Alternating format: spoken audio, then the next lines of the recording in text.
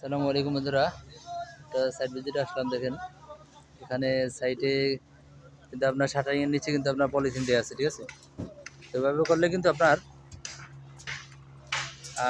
এই পানি যে কংক্রিটের যে পানি, এই পানিটা কিন্তু বের হতে পারে না। তো এতে কিন্তু আপনার কংক্রিটটা কিন্তু আপনার ভালো থাকে। আপনার হানিকম্ব বা হচ্ছে আপনার এই যে হানিকম্বের মতো যে সিস্টেম, এটা কিন্তু হয় না। তো এইভাবে কিন্তু আপনাদের কাজ করা উচিত, ঠিক আছে। তো এইভাবে যেভাবে কাজ করছে আপনার একটা পলিথিন দিয়ে, অনেকে বলে যে আপনার এইভাবে পলিথিন দিলে পরে আর কি প্লাস্টারটা লাগতে চায় না, কিন্তু আসলে এটা সঠিক নয়। এটা যদি চিপিং করে আপনার পরবর্তীতে করেন তাহলে কিন্তু খুব সুন্দর হয়। আসসালামু আলাইকুম বন্ধুরা। তো সাইট ভিজিটে আসলাম। দেখেন এখানে সাইটে কিন্তু আপনার শাটারিং এর নিচে কিন্তু আপনার পলিথিন দেওয়া আছে, ঠিক আছে। তো এভাবে করলে কিন্তু আপনার এই পানি যে কংক্রিটের যে পানি, এই পানিটা কিন্তু বের হতে পারে না। তো এতে কিন্তু আপনার কংক্রিটটা কিন্তু আপনার ভালো থাকে। আপনার হানিকম্ব বা হচ্ছে আপনার এই যে হানিকম্বের মতো যে সিস্টেম,